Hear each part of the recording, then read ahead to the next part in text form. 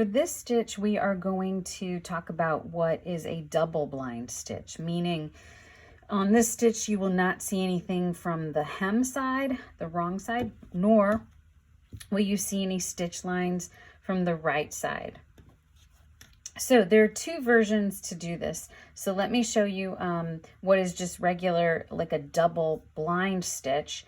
And then we're actually going to be creating what is known as a blind catch stitch. And both of them, like I said, are double blind. The first thing I want to do is I'm going to take my fabric, and again, I have it folded back about 3/8 inch to a 1/2 inch, and then I folded it over again another 1/2 inch. But what I'm going to do now is I'm going to take and fold this back just a little bit, about half of that distance or 1/4 of an inch, and I'm going to go ahead and put a couple of pins in there. And what will happen is that I'm actually going to be sewing this line to this line, and eventually this will fold up and you won't see anything. Okay, so if I were just going to complete a regular double blind stitch, I would come down here, as I've been doing with all of my stitches.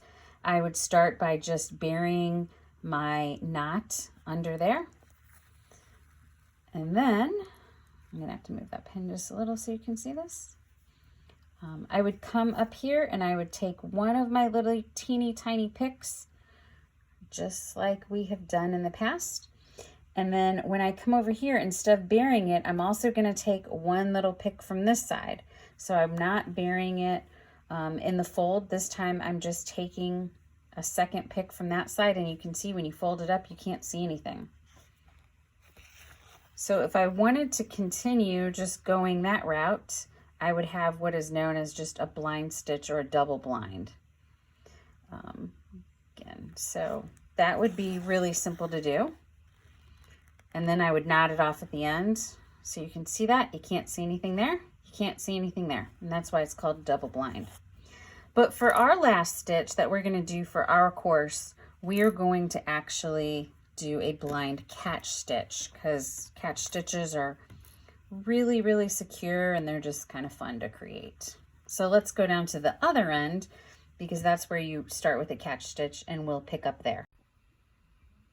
Okay, to finish this final blind catch stitch, I'm going to start with a needle with a single layer of thread with a double knot at the end of it.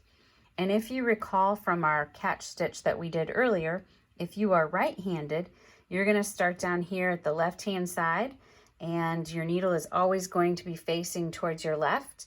And if you are left-handed, you're going to start over here at the right-hand side, and your stitch is always going to be facing to your right. So the first thing I'm going to do is go ahead and bury my knot. I'm going to go in between those layers of that fold so that I can get my knot securely hidden under there. Okay, and as you can already see, it's starting to be blind. You can't see it from there, you can't see it from here. So now what I'm going to do is I'm going to go up just like we did before, and I'm going to take a little tiny pick to make it blind that's coming from the unfolded edge, from the flat edge. I'm going to take that there. And then I'm going to come right back along in about the center of this area and take another little pick from here. And again, your spacing is about 1/4 of an inch. But you'll notice I didn't go all the way through because you don't want it to see it there. So I only went through one layer of the fabric on that folded back edge. So I'll come up and take another tiny little pick up here.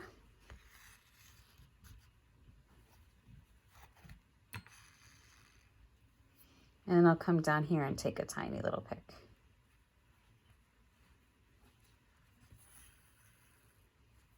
And then I'll just continue on. If you want to use pins like this to hold it, it definitely helps. If you can press it, and it will also hold its shape fairly well. Sometimes the pins do get in the way a little bit, but they're just kind of there temporarily. So I will continue on alternating between the flat layer and the folded layer all the way until I get to the end.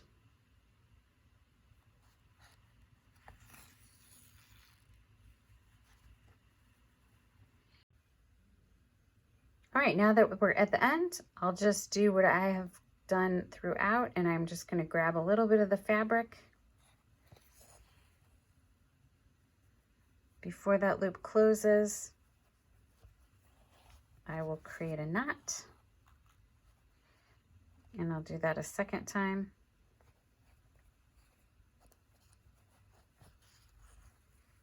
And right before the loop closes, I'll go through it and create a second knot. Okay, trim it off. And basically what you should see is nothing. You should be able to fold this edge back up. You won't see any stitch from there. If you fold it back over to the right side, you won't see any stitches there. And that is what is known as a double blind catch stitch.